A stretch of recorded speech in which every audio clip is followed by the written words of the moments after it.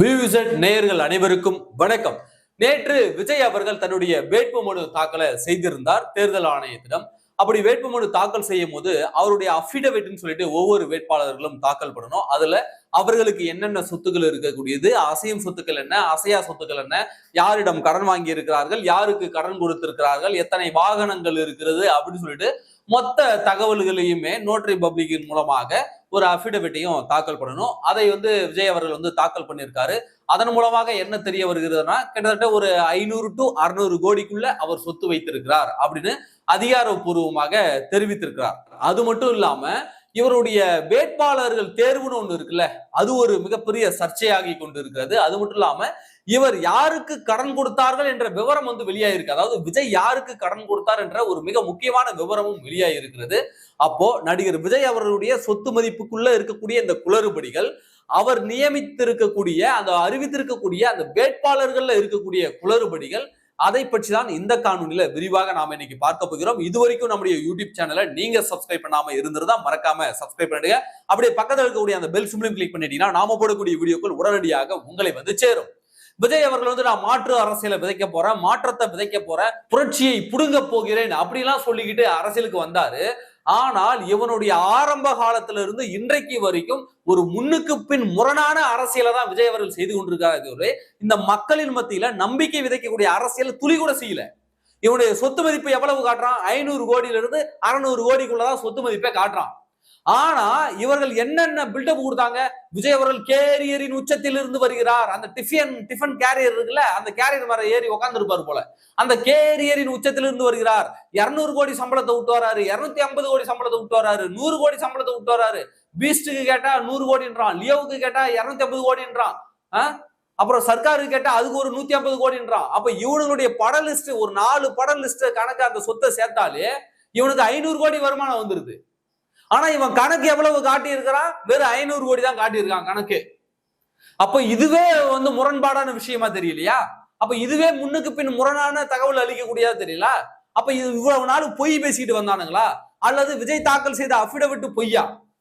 அப்ப இதை தேர்தல் ஆணையம் விசாரிக்கணும். ஏன்னா ஒவ்வொரு மேடையிலையும் விஜயனுடைய நண்பராக இருக்கட்டும், விஜயனுடைய கட்சிக்காரர்களாக இருக்கட்டும், ஏன் விஜய கூட இருக்கட்டும், கேரியர் உச்சத்திலிருந்து வர 250 கோடி சம்பளத்தை விட்டு வர, 200 கோடி சம்பளத்தை விட்டுட்டு வரேன்னு வாய்க்கு வந்ததை அடிச்சு விட்டுருக்கானுங்க. ஆனா அஃபிடவிட்ல பார்த்தா 500 கோடி டு 600 கோடி தான் காட்டியிருக்கான். அப்ப எவனை ஏமாத்துறதுக்கு? அப்ப மீதி எல்லாம் கருப்பு பணமாக பதுக்கி வைத்திருக்கிறாரா விஜய்? இதனாலதான் ரோல்ஸ் ராய்ஸ் காருக்கெல்லாம் நான் வரி கட்ட மாட்டேன்னு மறுத்தாரா, வரி ஏய்ப்பு செய்தாரா அப்படின்னு இவ்வளவு கேள்வி இருக்குல்ல. அப்போ உண்மையான அவருடைய தனிப்பட்ட வாழ்க்கையிலே ஒழுக்கமாக இல்லாதவன், சரியாக வரியை கட்டாதவன், வருமானத்தை மறைக்கக்கூடியவன் எப்படிங்க தமிழ்நாட்டுக்கு நல்லாட்சி தருவான்? அப்போ இவன் பிறப்பிலேயே ஊழல்வாதியா இருக்கிறான்ல. சரி, இது ஒரு விஷயம் விட்டுப்போ. இந்த சினிமாக்காரங்க அந்த கருப்பு பணம் வாங்காத சினிமாக்காரனே இல்லை அப்படின்னு எடுத்துக்கலாமே. அதனால இது ஒரு விஷயமா விட்டுறலாம். ஆனா விஜய் அவர்களுடைய அந்த கடன் கொடுத்த லிஸ்ட்னு ஒண்ணு இருக்குல்ல, அந்த லிஸ்ட பாத்தீங்கன்னா விஜய் எப்பேற்பட்ட எப்பேற்பட்ட ஒரு கொடூரமான மனம் படைத்தவன் என்ற ஒரு லிஸ்ட் உங்களுக்கு தெரியும். யார் யாருக்கெல்லாம் விஜய் கடன் கொடுத்திருக்காரு தெரியுமா? பெத்த அப்பனுக்கு, பெத்த புள்ளைக்கு, கட்டண மனைவிக்கு கடன் கொடுத்த நபரை யாராவது பாத்திருக்கீங்களா? நம்ம தற்குறி தலைவன் தான் அது. அவருங்க எஸ்.ஏ. சந்திரசேகருக்கு எத்தனை கோடி ரூபாய் தெரியுமா கடன் கொடுத்திருக்காரு? கிட்டத்தட்ட எஸ்.ஏ. சந்திரசேகருக்கு 3 கோடி ரூபாய் கடன் கொடுத்திருக்கிறார் விஜய் அவர்கள். இதை நாங்க சொல்லுங்க, விஜய் அவர் கைப்பட கையெழுத்து போட்ட அஃபிடவிட்ல அவர் சொல்றாரு. அவரை பெத்த தாய்க்கு 8 லட்சம் ரூபாய், 8,71,000 ரூபாய் கடன் கொடுத்திருக்கிறாரு. அவர் தாலி கட்டிய மனைவிக்கு 12 கோடி ரூபாய் கடன் கொடுத்திருக்கிறாரு. அவர் பெத்த புள்ள ஜோசன் சஞ்சய்க்கு எவ்வளவு தெரியுமா? 8,78,000 ரூபாய் கடன் கொடுத்திருக்காரு. அவர் பெத்த மகள் திவ்யா சாஷாவுக்கு எவ்வளவு தெரியுமா? 4,60,000 ரூபாய் கடன் கொடுத்திருக்காரு. இத அஃபிடவிட்டா தேர்தல்ல கொண்டு அந்த தேர்தல் ஆணையத்துல இவர் அஃபிடவிட்டா தாக்கல் பண்றாரு. அப்போ பெத்த பிள்ளைக்கு, பெத்த மகளுக்கு, தாலி கட்டின மனைவிக்கு, தன்னை பெத்தெடுத்து வளர்த்த தகப்பன் தாயாருக்கு கடன் கொடுத்த எங்கேயாவது தற்குறி தலைவனை பார்த்திருக்கீங்களா? பாருங்க, நல்லா பாருங்க. இப்பேற்பட்ட தற்குறி தலைவன் தான் இந்த தமிழ்நாட்டை ஆளணும். இவன் தான் தமிழ்நாட்டுக்கு அட்வைஸ் பண்ண வந்துட்டான், நமக்கெல்லாம் அட்வைஸ் பண்ண வந்துட்டான். சரி விடு, இவனுடைய சொத்து மதிப்பு இப்படி கதை நாறிக்கிட்டு இருக்கு. இவர் நியமித்த வேட்பாளர்கள், ஆனா வேட்பாளர்களாவது ஒருத்தனாவது யோக்கியமான ஆளா இருக்கிறானா? அத்தனை பேரும் பொறுக்கி பயலுக, சாதி வெறியர்கள், பாலியல் வன்கொடுமையில சிக்கினவன், கஞ்சா வித்தவன், அடுத்தவங்க வீட்டுல அத்துமீறி அந்த வீட்டை உடைச்சுக்கிட்டு உள்ள புகுந்தவன், அத்தனை பேரையும் வேட்பாளராக போட்டு வச்சிருக்காங்க இந்த விஜய். இதுக்காக தான் இவங்களை நாங்க தவிட்டு தற்குறிகள்னு சொல்றோம். அப்போ ஒரு வேட்பாளர் தேர்வு என்பது எவ்வளவு முக்கியத்துவம் வாய்ந்தது. அப்ப மக்களின் குரலாக சட்டமன்றத்துல ஒலிக்க போறவன் எவ்வளவு நீட்டா கிளீனா போகணும். விஜய் சொல்றாரு, நான் கரைபிடியாத கரங்களுக்கு சொந்தக்காரன், என் கைகள்ல கரை இல்ல, நான் சுத்தமானவன், போதைய ஒழிச்சிடுவேன், ஊழலை ஒழிச்சிடுவேன், கருப்பு பணத்தை ஒழிச்சிடுவேன், நாங்க மக்களுக்காக குரல் கொடுக்க வந்துடுவோம். இவ்வளவு கத்தனானே அவனுடைய வேட்பாளர்கள் யாரு தெரியுமா? நான் லிஸ்ட் போடவா? அவனுடைய வேட்பாளர்கள் யார் யாரு, அவர்களுடைய என்னென்ன குற்றச்சாட்டுகள் இருந்து நான் ஒரு லிஸ்ட் போடவா? திருவள்ளுவர் மாவட்டம் தெற்கு மாவட்ட செயலாளராக இருக்கக்கூடியவர் தான் குட்டி என்கிற பிரகாசம். இந்த குட்டி என்கிற பிரகாசம் என்ன பண்றாருன்னா 2025 6வது மாசம் திருவள்ளூர்ல நடக்கக்கூடிய ஒரு திருமண விழாவுக்கு போறாரு. ஏன்னா இவர் மாவட்ட செயலாளர்ல திருமண விழாவுக்கு போறாரு. புஷி ஆனந்தும் அந்த மாவட்டத்துல அந்த திருமணத்துல வந்து கலந்துக்கிறாரு. அப்ப கலந்துக்க போகும்போது போட்டோ எடுக்கும் போது அங்க மகளிர் அணியை சார்ந்த நிர்வாகி பெண் ஒருத்தங்க வராங்க. அந்த கூட்டத்துல போட்டோ எடுக்கும்போது அவங்க தோல் மேல கையை போடுறது, அப்படியே இடையில் கையை விட்டு இடையில் தடவுவது, இதையெல்லாம் செஞ்சதால அந்த பெண்ணு வந்து அந்த இடத்த விட்டு நவர்றாங்க. அப்படி வெளியில வந்து அந்த பெண் வந்து அவங்கள்ட்ட ஏங்க இப்படி தொடறீங்க கண்ட இடத்துல அப்படின்னு கேட்டதுக்கு அந்த பெண்ணை வந்து அப்புறமா தனி அறையில பேசலாம் அப்படின்னு சொல்லிட்டு அப்புறமா தனியா போயிட்டு இரவு நேரத்துல அந்த பொண்ணுக்கு போனை பண்ணி ஏய் என்னோடு வா உல்லாசமாக இருக்கலாம் அப்படின்னு பேசி அந்த பொண்ணு அவங்க கணவன்கிட்ட கொடுத்து அந்த கணவன் வந்து அடுத்த நாள் மாவட்ட தலைமை அலுவலகத்துக்கு போய் அங்க போயிட்டு அந்த குட்டி என்கிற பிரகாசம் இருக்கான்ல அந்த மாவட்ட தலைவர்கிட்ட இவனுக்கு சண்டை போட்டோடனே கட்சினா அப்படிதாங்க இருக்கும், அட்ஜஸ்ட் பண்ணி தாங்க போகணும், அட்ஜஸ்ட் பண்ணாதாங்க வளர முடியும் அப்படின்னு புருஷகாரனுக்கே அட்வைஸ் பண்ணி அனுப்பி இருக்கிறான் இந்த தாவேகா தவிட்டு தற்கொலை மாவட்ட செயலாளர். அப்ப அவனுக்கு என்ன பண்றாங்கன்னா காவல்துறையில போய் கம்ப்ளைண்ட் பண்றாங்க. இன்றைக்கு காவல்துறையில கம்ப்ளைண்ட் பண்ணதால இன்றைக்கு அவர் மேல பாலியல் வழக்கு பதிவு செய்யப்பட்டிருக்கிறது. அப்பேற்பட்டவரை தான் வேட்பாளராக நியமித்திருக்கிறார் இந்த மடக்கு ஊதிகளினுடைய தலைவன் விஜய் அவர்கள். புரியுதுங்களா? எப்பேற்பட்ட வேட்பாளர் பாருங்க. அடுத்த வேட்பாளர் யார் தெரியுமா? கள்ளக்குறிச்சி மாவட்ட செயலாளர் பரணி பாலாஜி. இவர் என்ன பண்றாருன்னா இவர் தொகுதியின் கீழே ஒரு 4 தொகுதி வருது அந்த மாவட்டத்துல. சங்கராபுரம், ரிஷிவந்தியம், கள்ளக்குறிச்சி, திருக்கோவிலூர், இந்த 4 தொகுதி வந்து அவரு கீழே வருது. இதுல 3 தொகுதி அவர் ஒரு தொகுதியில் நிற்கிறாரு. மீதி 3 தொகுதியில நிற்கக்கூடிய வேட்பாளர்கள் யார் யார் தெரியுமா? சங்கராபுரத்துல ஜெகதீச பாண்டியன், ரிஷிவந்தியத்துல அசோக், கள்ளக்குறிச்சியில அருள் விக்னேஷ். இந்த 3 தொகுதியில நிற்கக்கூடிய இந்த 3 வேட்பாளர்களிடமும் இந்த பரணி பாலாஜி அவன் வந்து திருக்கோவிலூர் தொகுதியில நிற்கிறான். அவன் இந்த 3 வேட்பாளர்களிடம் தலைக்கு 1 கோடி ரூபாய் வாங்கியிருக்கான். ஒரு வேட்பாளர்களிடமும் தலைக்கு 1 கோடி ரூபாய் வாங்கி இருக்கிறான் இந்த பரணி பாலாஜி. பாத்தீங்களா எப்பேற்பட்ட வேட்பாளர்னு? அப்போ இவனுங்க தான் ஊழலை ஒழிக்க வந்தவங்களா? எலெக்ஷனுக்கு வரும்போதே 1 கோடி ரூபாய் லஞ்சம் வாங்கிட்டு வரவனுங்க எப்படி ஆட்சியை பிடிச்சோடனே எப்படி இவனுக்கு ஊழலை ஒழிப்பானுங்க? அடுத்த வேட்பாளர் யார் தெரியுமா? அடுத்த அதிசய வேட்பாளர், தாவேகாவுடைய அடுத்த அதிசய வேட்பாளர் தேனி மாவட்டம் கம்பம் தொகுதியில போட்டியிடக்கூடிய தாவேகாவினுடைய அந்த அதிசய வேட்பாளர் ஜெகநாத் மிஸ்ரா. யார் தெரியுமா இவரு? டேய் நான் யார் தெரியுமா? நான் சாதி வெறியன், என் சாதிக்காக ஒண்ணு நான் களத்துல இறங்கி நிப்பேன் அப்படின்னு சவால் விட்ட நபருக்கு, பக்கா சாதி வெறியனுக்கு தேனி கம்பம் தொகுதியில இடம் கொடுத்திருக்கிறார் டிவிகே விஜய் அவர்கள். பாத்தீங்களா எவ்வளவு பெரிய வேட்பாளர் தேர்வுன்னு? அப்போ அந்த பொறுக்கித்தனம் பண்றவன், பாலியல் குற்றச்சாட்டுல ஈடுபடுறவன், சாதி கலவரத்தை தூண்டுறவன், இவனுங்களெல்லாம் வேட்பாளராக ஆக்கி அழகு பார்க்கிறாரு நம்ம விஜய் அவர்கள். அப்ப இவனுக்கு தான் சுத்தமான ஆட்சியை வந்து தர போறவனுங்களா? அடுத்த வேட்பாளர் யார் தெரியுமா? ஸ்பெஷல் ஐட்டம், இது வந்து ஸ்பெஷல் ஐட்டம். அடுத்த வேட்பாளர் யார் தெரியுமா? பேராவூரணி சந்திரகாண்டிபன்.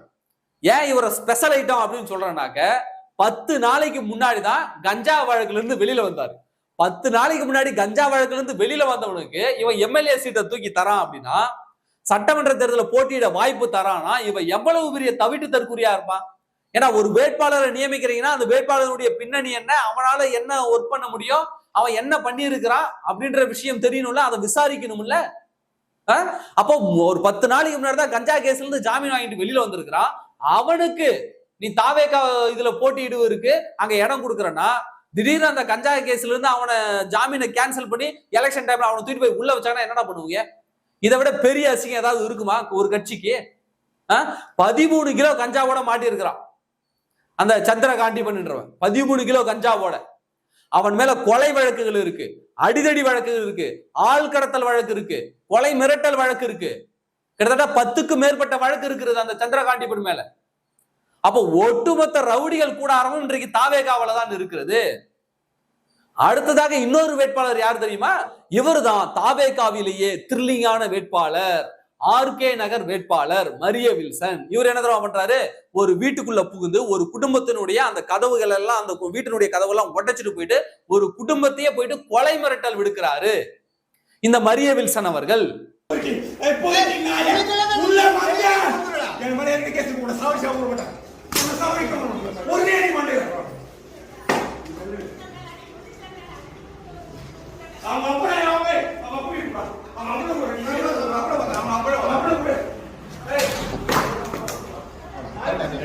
அப்ப இவர் தான் இந்த தாவேகா வேட்பாளர்கள் த்ரில்லிங்கான வேட்பாளர்கள். எல்லாம் ஆதாரம் இருக்கு, நான் ஒவ்வொரு ஆதாரத்தையும் போட்டுக்கிட்டு வரேன் பாருங்க.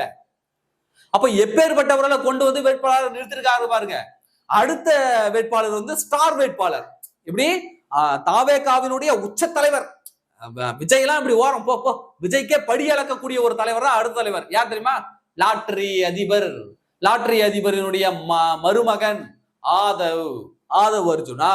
இவர் வில்லிவாக்கம் தொகுதியில போட்டிடுறாரு. நம்ம ஆதவ் அர்ஜுனா எப்படி லாட்டரி பணத்துல கிட்டத்தட்ட இவர் இவங்க மாமனார் மேல மட்டும் கிட்டத்தட்ட 100க்கும் மேற்பட்ட வழக்குகள் கேரளாவிலும் அந்த வடகிழக்கு மாநிலங்களிலும் பதிவாகி இருக்கிறது. பல பேர் தீக்குளிச்சு செத்துருக்காங்க, பல பேருடைய தாலி அறுக்கப்பட்டிருக்கிறது. அந்த லாட்டரி பணத்துல கையை நீட்டி வாங்கிக்கிட்டு அந்த லாட்டரிக்காரனுடைய கால்களை நக்கி பிழைக்கக்கூடிய விஜய் தான் இன்றைக்கு அந்த லாட்டரி பணத்துல தான் கட்சி நடத்துறாரு. அப்போ தனக்கு படியெழுக்கக்கூடிய அந்த ஆதவ் அர்ஜுனாவுக்கு இவர் ஏதாவது ஒரு ஃபேவர் பண்ணணும்ல, அதுக்காக வில்லிவாக்கம் தொகுதியை ஆதவ் அர்ஜுனாவுக்கு கொடுத்திருக்காங்க. இந்த ஆதவ் அர்ஜுனா பல பேருக்கு கடன் கொடுத்துறான். இவன் சொன்னான்ல, எங்க அம்மா கடன் தொல்லையால கஷ்டப்பட்டு இறந்துட்டாங்க அப்படின்னு இந்த ஆதவ் அர்ஜுனா சொல்றான்ல. இந்த ஆதவ் அர்ஜுனா தன்னுடைய சொந்த தங்கைக்கு 45 கோடி ரூபாய் கடன் கொடுத்திருக்கான். புரியுதா? இப்படியாக இவருடைய உறவினர்களுக்கு, டிரைவர்களுக்கு எல்லாம் பல கோடிகள் கடன் கொடுத்திருக்கார். அந்த பணம் எல்லாம் எப்படிங்க வந்துச்சு? ஆதவ் அர்ஜுனா எந்த நிறுவனத்துலங்க வேலை செய்யறாரு? எந்த நிறுவனத்துல வேலை செஞ்சீங்க? இப்படி எந்த நிறுவனத்துல வேலை செஞ்சீங்க? இவ்வளவு இதை செலவு பண்றாரு, இத்தனை பேர் கடன் கொடுத்திருக்காரு, எப்படிங்க அவருக்கு வருமானம் வந்துச்சு? அவருடைய வாய்ஸ் ஆஃப் காமன் நிறுவனத்துக்கு இவர் கடன் கொடுத்திருக்காரு. வாய்ஸ் ஆஃப் காமன் நிறுவனம் இவருது, அந்த நிறுவனத்துக்கு இவர் கடன் கொடுக்கிறார். எல்லாம் இவனுங்களாம் அபிடவிட்ல போட்டிருக்கானுங்க. அந்த ஆதாரத்தெல்லாம் போடுறேன் பாருங்க. அப்ப எப்பேற்பட்ட கொள்ளை கும்பல் இந்த தமிழ்நாட்டை ஆள துடிக்குது பாத்தீங்களா? எப்பேற்பட்ட கொள்ளை கூட்டம் இந்த தமிழ்நாட்டை கபலீகரம் செய்ய பாக்குறீங்களா? அப்ப இவனுக்கு தான் தூய சக்தியா? அப்ப இவனுக்கு தான் இந்த தமிழ்நாட்டு மக்கள் வாக்களிக்க போறீங்களா?